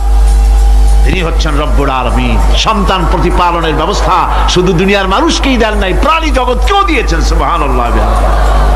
বলেন বলেন, মুরগির বাচ্চা হলো, ডিমের থেকে বাচ্চা বেরোলো, এই বাচ্চাগুলি হয়েছে গতকাল, আজকে বাচ্চাগুলি আদার খাচ্ছে মায়ের সাথে, হঠাৎ করে একটা চিল এলো আর ওর মা একটা সিগন্যাল মারলো, সাথে সাথে বাচ্চাগুলি দৌড়াইয়া এমন পলান দিল, আপনি তো ভালো একাদশীর বাপেও তালাশ করে পাবে না যে মুরগির বাচ্চা পলাইলো করে। এখন ওই বাচ্চাটিকে এই সিগন্যাল সম্পর্কে কে অবহিত করলো যে এইরকম একটা আওয়াজ শুনলে এটা ভীতির আওয়াজ, এটা সাইরেন, এটা বিপদ সংকেত, এটা ডেঞ্জার সিগন্যাল, এটা শুনলে দেখলে তাড়াতাড়ি করে আত্মগোপন করবা। কে ঠিক এলো? কে ঠিক হইলো? আল্লাহ পাক শিখাইছেন। এখন এক শ্রেণীর বুদ্ধিজীবী তারা আবার উল্টা কথা কয়। তারা বলে কি? তারা বলে যে মুরগি বাচ্চা, এই বাচ্চা যে দৌড় মারলো, এখানে আল্লাহ এইসব কিছু নাই, নাউযুবিল্লাহ মিন যালিক। তো এখানে কি আছে? কয় যে এখানে বিষয়টা হলো এই যে এই মুরগি আর মোরগ, ওর বাপ মা, এই দুজনের মধ্যে আছে সিলের ভয়, আছে শিয়ালের ভয়। ওই ভয় ওদের মধ্যে ছিল, এই মা বাপের ক্রসের মাধ্যমে বাচ্চা আসছে, কাজী ওই ভয়, বাপের যদি কোনো রোগ থাকে, মায়ের রোগ থাকে, তো এগুলি তো বাচ্চার মধ্যেও ঢোকে। তো ভয় হোক, সুখ হোক, দুঃখ হোক, এই অনুভূতি স্বাভাবিক প্রক্রিয়ার মাধ্যমে বাচ্চার মধ্যে ঢুকছে, আর সিল দেখে আওয়াজ শুনে সে আত্মগোপন করেছে।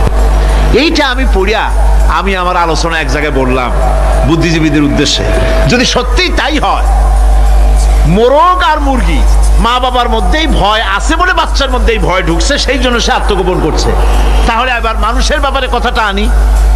মানুষেরা সাপের ভয় করে না মহব্বত করে? কথার জবাব দিলে না, যখন তখন মনে হয় আপনারা সাপ বুঝি ভালোবাসেন। সাপ আমরা সকলেই ভয় পাই, মায়ও ভয় পায়, বাবাও ভয় পায়। এই মায়ের গর্ভে সন্তান এসছে, সন্তানের বয়স 2 বছর, 2.5 বছর, ঘরের মধ্যে কেউ ছিল না, ঘরের মধ্যে একটা সাপ আসছে, একটা সুন্দর সাপ, দেখতে সুন্দর, কিন্তু সে সাপে কামড়ালে মানুষ মরে যায়। ওই সাপটা মাথা উঁচু করে ফনা ধরেছে। এই বাচ্চাটা কি সাপ দেখে দৌড় মারবে, না বাচ্চাটা ওই সাপটাকে ধরার জন্য সে এগিয়ে যাবে? কোনটা করবে? এগিয়ে যাবে। তাহলে মা বাপের ভয়, তাদের মা বাপের রক্তের মধ্যে, শিরার মধ্যে সব জায়গায় সাপের ভয়, তার মাধ্যমে বাচ্চা হিসেবে বাচ্চার মধ্যে সাপের মহব্বত হইল কেন, ভয় হইল না কেন বাচ্চা অবস্থা? সুবহানাল্লাহ। আমার বন্ধুগণ, মুরগির বাচ্চাকে হেফাজত করার জন্য বুদ্ধিমান প্রাণী মানুষ তার কাছে নাই বলে আল্লাহ রাব্বুল আলামিন তারে বাচ্চা অবস্থা থেকে বোঝার তৌফিক দিয়েছেন কোনটা ভয়ের আওয়াজ, কোনটা হলো বিপদের আওয়াজ। মানব সন্তানের প্রতিপালন করার জন্য তার মার বাবা আছে বলে ওই রকম করে পশুদের মতো আল্লাহ বানান নাই, তাকে হেফাজত করার জন্য মা বাপ আছে বলে এই দায়িত্ব আল্লাহ পাক মা বাপের উপরে ছেড়ে দিয়েছেন। মা বাপ তাকে হেফাজত করে। রুবুবিয়তের প্রতিপালন, হেদায়েতের এই প্রতিপালন আল্লাহ পাক মানুষকে এভাবে করে তাদেরকে হেদায়েত দিয়েছেন, তার পথের চলার দিশা দিয়েছেন। পিঁপড়ার খাদ্য সংগ্রহের ব্যাপারটা দেখেন, পিঁপড়ার আছে দারুণ ঘ্রাণ শক্তি। কোথায় খাবার? 5 তলায় আপনি মিষ্টি খাচ্ছেন, রসগোল্লা থুয়ে দেন, তারপরে দেখেন কোন জায়গায় দিয়ে পিঁপড়া এসে জমের খাওয়া খায়, ঠিক কিনা? দেখেন তার কত তীব্র ঘ্রাণ শক্তি, সেখানে চলে যাচ্ছে। তাকে হেদায়েত দেওয়া হয়েছে, তাকে ঘ্রাণ শক্তি দেওয়া হয়েছে। চিল, শকুন, ঈগল কোথায় থাকে বুঝেন না? মহাশূন্যে 3 থেকে 3.5 মাইল উপরে শকুন, বাজ, ঈগল উঠতে থাকে। খাবে কি? ওখানে তো তার খাবার ছড়ানো নেই। আল্লাহ হচ্ছেন এমন রব, আমাদের স্রষ্টা হচ্ছেন এমন রব, যিনি ওই চিল, বাজ আর শকুন মহাশূন্যে যেগুলি উড়ে বেড়ায় ওদেরকে আল্লাহ পাক এমন তীব্র দৃষ্টি শক্তি দান করেছেন, 3 মাইল উপর থেকেও ছাগল মুরগি মরা দেখলে ওখান থেকে সে ঝাঁপায় পড়ে তা খেতে পারবে। তাকে দেওয়া হচ্ছে দৃষ্টিশক্তি। এরকম করে যার যা প্রয়োজন সমস্ত প্রয়োজনগুলি আল্লাহ মিটাচ্ছেন। এরই নাম হচ্ছে রুবুবিয়াতে ইলাহি। এটাই হচ্ছে আল্লাহ পাক রব, এটা তার অসংখ্য প্রমাণ। সেই জন্য আল্লাহ পাক বলেন আলহামদুলিল্লাহি রাব্বিল আলামিন। পড়েন সবাই আলহামদুলিল্লাহি রাব্বিল আলামিন। সমস্ত প্রশংসা হচ্ছে আল্লাহ পাকের জন্য। কোন আল্লাহ? প্রথমে তো আল্লাহ বললাম, তারপর বললাম রব, এখন বলা হচ্ছে কোন রব? যিনি আলামিন, রব্বিল আলামিন, যিনি সমস্ত জাহানের রব। তাহলে বোঝা যাচ্ছে রব, জগৎ একটা না। জগৎ, কথা বুঝতেছেন আমার? জগৎ একটা নয়, অসংখ্য জগৎ আছে, বহুমাত্রিক জগতের কথা এখানে আল্লাহ পাক বলছেন। আমি এই জন্য বলি যে কোরআন হচ্ছে বিজ্ঞানের উৎস। কোরআন বিজ্ঞানের কি? বিজ্ঞানের আবিষ্কার যত বাড়বে, বিজ্ঞান চিরটা কাল কোরআনের কাছে ভিক্ষার হাত দিয়ে এতিমের মতো দাঁড়ায় থাকবে কিয়ামত পর্যন্ত। আজ পৃথিবীর বিজ্ঞানীরা বলছে জগৎ সম্পর্কে, আমরা মনে করছি পৃথিবীটাকে, আমাদের কাছে তো জগৎ 2টা। কয়টা জগৎ? একটা জগৎ হলো এইটা, ইহ জগৎ আর পরজগৎ, এছাড়া আর কিছু জানি না। এই 2টাই জগৎ আমাদের কাছে। এখন দেখেন বিজ্ঞানীরা কি বলছে। বিজ্ঞানীরা বলছেন সৌরজগতে শুধু আমাদের সৌরজগৎটাই শেষ না, অসংখ্য সৌরজগৎ আছে মহাশূন্যে, অসংখ্য সৌরজগৎ। পৃথিবীর প্রতি 4 বিলিয়ন মানুষ যদি এক একটা সৌরজগৎ দখল করে, তাতেও সৌরজগৎ শেষ হবে না। আরো সহস্র সহস্র বিলিয়ন বিলিয়ন সৌরজগৎ আরো ফাঁকা পড়ে থাকবে। এত সৌরজগৎ আল্লাহ সৃষ্টি করেছেন। এই মহাশূন্যে বহুমাত্রিক জগতের কথা আল্লাহ পাক এখানে বলেছেন। এই পৃথিবী একটা জগৎ, এই মাটির তলে আছে আর এক জগৎ, সমুদ্রের ভিতরে আছে পানির তলার আর এক জগৎ। আর মহাশূন্য যে কি তা আপনার মাথায় শূন্য হয়ে যাবে চিন্তা করতে করতে। এই জন্য বিজ্ঞানীরা, বড় বড় বিজ্ঞানী, এরা কিন্তু নাস্তিক হয় না। বর্তমান বিজ্ঞানীরা চিন্তা করে গবেষণা করে খেই হারিয়ে ফেলছে মহাশূন্যকে দেখে। যেখানে আছে গ্যালাক্সি, যেখানে আছে মিল্কি ওয়ে, যেখানে রয়েছে অসংখ্য তারকা, এই পৃথিবীটা মহাশূন্য আল্লাহ যেভাবে তৈরি করেছেন সেই তুলনায় এই পৃথিবী একটা মার্বেলের চাইতে খুব বেশি একটা বড় কিছু হয় বলে মনে হয় না। পৃথিবী যদি হয় একটা মার্বেলের মতো, তাহলে আমরা যে মানুষ, আমাদের অস্তিত্ব কোথায় চিন্তা করেন। এবার মহাশূন্যে চলেন। মহাশূন্য সে কি বিশাল মহাশূন্য! একটা তারকা থেকে আর একটা তারকায় যদি যেতে হয় তাহলে সহস্র সহস্র বিলিয়ন বছরের দরকার হবে। কি বছর? এ দুনিয়ার বছর না, আলোকবর্ষ, লাইট ইয়ার। আলো চলে প্রতি সেকেন্ডে কত? 1,86,000 মাইল। এই 1,86,000 মাইলের সেকেন্ড, এর মিনিট, এর ঘন্টা, এর দিন, এর মাস, এর বছর, এই আলোকবর্ষ। সহস্র সহস্র আলোকবর্ষ পার হয়ে যাবে এক তারকা থেকে আর এক তারকায় পৌঁছানো সুকঠিন। এ ধরনের অসংখ্য তারকা আল্লাহ পাক তৈরি করে রেখেছেন। সূর্য হচ্ছে পৃথিবীর চাইতে 13 লক্ষ গুণ বড়। এরকম সূর্য বিজ্ঞানীরা এখন বলছে, আগে বলতো 1 কোটি সূর্যের চাইতে বড় তারকা, এখন বলতেছে এই রকমের পৃথিবীর চাইতে 13 লক্ষ গুণ বড় সূর্য, এরকম 3 কোটি সূর্য খাইয়ে ফেলাইতে পারে। এরকম সহস্র সহস্র তারকা এক একটা গ্যালাক্সির ভিতরে আল্লাহ পাক তৈরি করে গেছে। এখন মনে হচ্ছে যে এই তারকাগুলি বড় না, এই তারকাগুলির চাইতে আবার বড় জিনিস আছে। সেগুলি কি?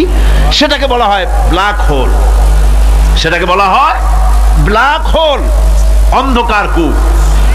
ব্ল্যাক হোল আবার ম্যানহোল বুঝবেন না, কিন্তু ম্যানহোলের ঢাকনা চুরি হয় যেমন। তবে একটা দৃষ্টান্ত আপনি বুঝতে পারেন, রাস্তায় রাস্তায় যেমন অসংখ্য ম্যানহোল আছে, ওই রকম করে মহাশূন্য অসংখ্য ব্ল্যাক হোল আছে, এটা দুইটা না, অসংখ্য। এই ব্ল্যাক হোল আবার দেখা যায়, অদৃশ্য ব্ল্যাক হোল। এই ব্ল্যাক হোলগুলো কি? এগুলি কোরআনে কারীমের মধ্যে আল্লাহ পাক বলেছেন, ফালা উকসিমু বিমাওয়াকিন নুজুম, ফালা উকসিমু বিমাওয়াকিন নুজুম, শপথ সেই পতনে যেখানে নক্ষত্র সমূহ ধ্বংস হয়ে যায়, ধ্বংসপ্রাপ্ত হয়, কসম সেই স্থান সময়ে। সুবহানাল্লাহ। এই অন্ধকার কূপের, এই অন্ধকূপের কসম করছেন আল্লাহ পাক। সে অন্ধকূপটা কি? সেই ব্ল্যাক হোলটা কি? সেই ব্ল্যাক হোল হচ্ছে ওই যে তারকার কথা বললাম যে সূর্য খাইতে পারে, 3 কোটি সূর্য খাইতে পারে, এই রকমের তারকাগুলি ঘুরতে ঘুরতে কোনো এক কারণে যখন সে ব্ল্যাক হোলের রেঞ্জের মধ্যে এসে যায়, তখন ব্ল্যাক হোল ওকে এমন ভাবে চুষে হজম করে ফেলে যেমন বাচ্চা চকলেট চুষা খাইয়া ফেলায়। এইরকম ব্ল্যাক হোলগুলি অত বড় তারকাগুলি খাইয়া চুষা শেষ করে ফেলে যায়। সুবহানাল্লাহ বিহামদিহি।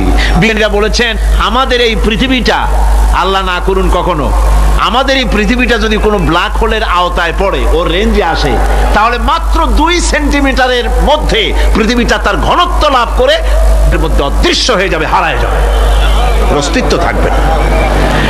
আল্লাহ পাক আসলে আগে আমার বিজ্ঞানের বইপত্র যখন পড়ি, আমার কাছে আশ্চর্য লাগে, 1400 বছর আগে নবী কোন বিজ্ঞানাগারে পড়াশোনা করেন নাই, কোন সায়েন্স নিয়ে রিসার্চ করেন নাই, সেই নবীর মুখ থেকে এমন বিজ্ঞানময় কোরআন আল্লাহ বের করালেন যে আজকের পৃথিবীর মডার্ন যুগের বিজ্ঞানীরা কোরআনের কাছে এতিম হয়ে দাঁড়ায় আছে। পৃথিবীর কোন বিজ্ঞানী বলতে পারবে না যে কোরআনে কারিমের অমুক আয়াতটা আনসাইন্টিফিক, এটা হাদিস আমাদের বিজ্ঞানের সাথে মিল খায় না, এমন কথা বলতে পারবে না। বরং কোরআন সার্টিফাই করবে তোমার এই বক্তব্য, তোমার এই থিওরি মোস্ট আনসাইন্টিফিক। কোরআন বলবে, ওরা বলতে পারবে না যে আয়াতটা আনসাইন্টিফিক। সুতরাং কোরআন হচ্ছে মহান বিজ্ঞানময়, কোরআন হচ্ছে আল্লাহ পাকের দেওয়া এক মহান বিধান, যে কোরআনের কারণে আল্লাহ পাক আমাদেরকে হেদায়েত দান করেছে।